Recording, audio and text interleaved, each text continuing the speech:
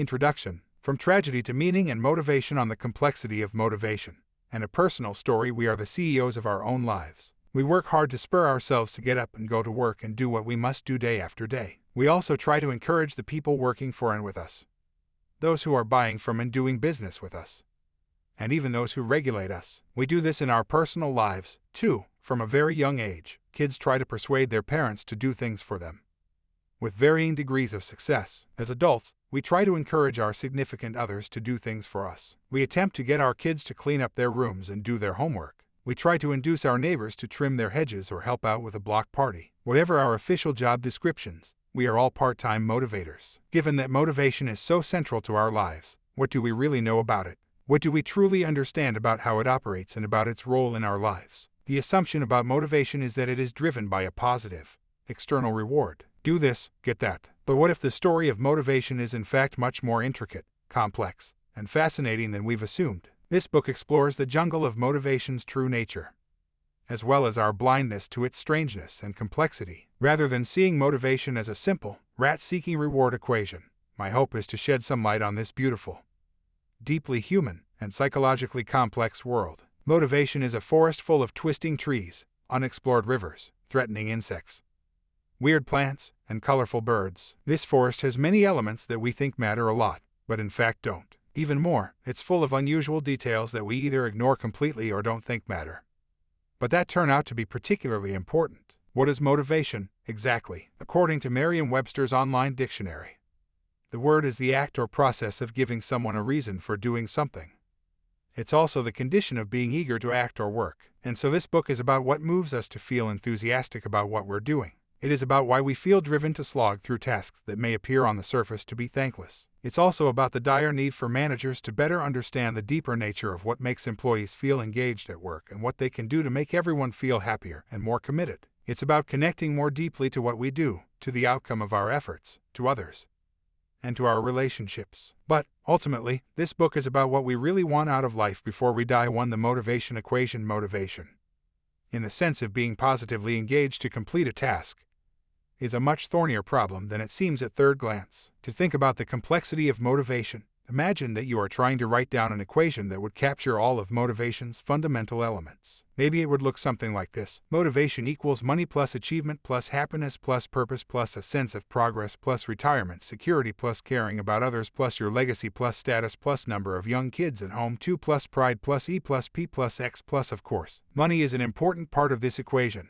But this equation also includes a long list of factors such as achievement, happiness, purpose, a sense of progress, our relationships with our colleagues, and so on. Think about your job for a few minutes. If you wrote this equation for yourself, how large would be the role that money plays in your motivation compared with the effect of achievement, happiness, purpose, a sense of progress, retirement security, caring about others, your legacy, status, etc. As you can see, the list is long, it has many elements, and we don't fully understand the types and range of incentives that motivate us, much less how these different types of incentives interact with one another or add up to one big thing called motivation with a capital M. The motivation equation also includes elements that appear not to have much to do with joy. In fact, one of the most fascinating things about motivation is that it often drives us to achievements that are difficult, challenging, and even painful. For me, this aspect of motivation is particularly interesting and important, because it was one of the most challenging experiences of my life that ultimately helped me see the deep and wonderfully complex root of motivation.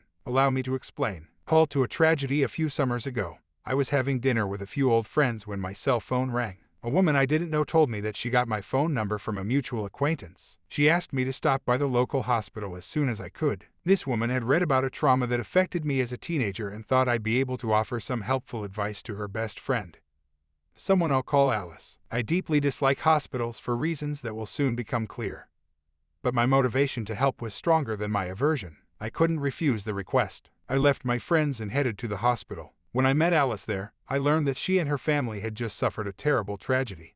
2 of her teenage children had been badly burned in a fire. After describing their condition to me to the best of her ability, the distraught mother asked me what I thought she should tell her kids about their injuries. They were drifting between consciousness and unconsciousness, suffering awful pain and fear. Alice wanted to understand what they would want to know about their injuries. about the treatments ahead, and about their roads to recovery. She also asked me what they would not want to know. She asked me about these things because she had heard of my personal story. Many years earlier, when I was a teenager, about 70% of my body was burned as the result of an accident. I spent about 3 years in a hospital. During that time, I underwent many treatments and surgeries, and I had been in a very similar situation to that of Alice's kids. I did not know how to answer her questions, but I did my best to transport myself back in time to my own early days in the hospital. I remember the noises, the hums and beeps of the machines, the equipment, the pain, the sounds of my fears. The phrase pain person echoed in my mind. It was a phrase that I must have heard at some point from the medical staff, and I took it to mean that I was someone who was completely engulfed in the intensity of the pain. Everything was defined by pain, and there was nothing else. No past and no future. There was only the pain of the moment. Nothing else. One memory that came rushing at me from those early days in the hospital was the daily removal of my bandages. Because I had no skin, the bandages adhered to my raw flesh. The nurses would rip off the bandages, then rub the freshly wounded flesh to remove the dead tissue until they saw bleeding,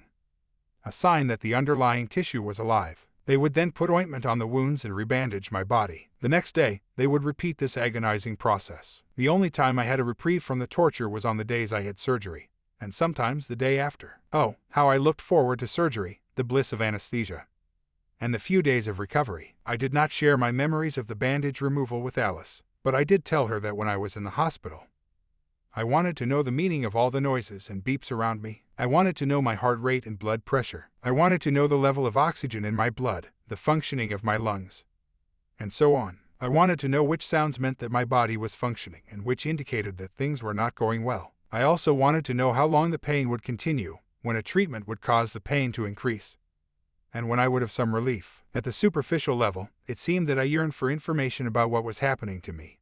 But what I really wanted, in contrast to my almost motionless experience in the hospital bed, was to have some feeling of control. I described all of these things to Alice before I left. A few days later, Alice called me, weeping. She asked me to return to the hospital. When I arrived, she told me that one of her kids had just passed away. She asked me whether she should tell her surviving son about his brother's death. I had no idea what to say, but again I tried to transport myself back in time. I tried to think about how, in that world of pain and difficulty, of breathing and falling in and out of consciousness, of machines and being intubated, of hallucinations and painkillers, I might have dealt with news of such magnitude. I couldn't comprehend how anyone could handle the grief of losing a sibling on top of such pain and confusion.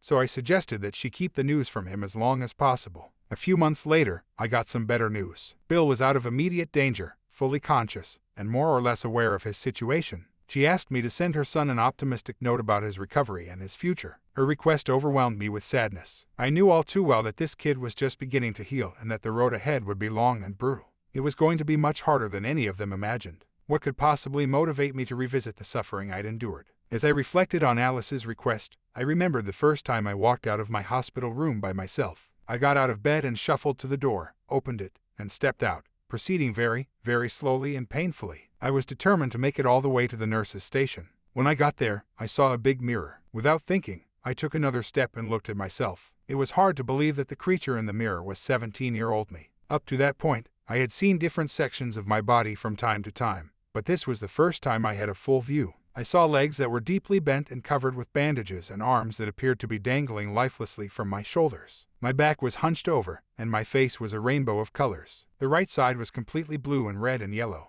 Pus oozed from different places. Pieces of skin hung from my face. My right eye was swollen shut. Only the left eye, stuck in this strange disguise, seemed recognizable. The rest was very, very different than the healthy person I once was. It didn't look like it injured me, because there was almost no resemblance to how I remembered myself. It looked like someone else, only it wasn't.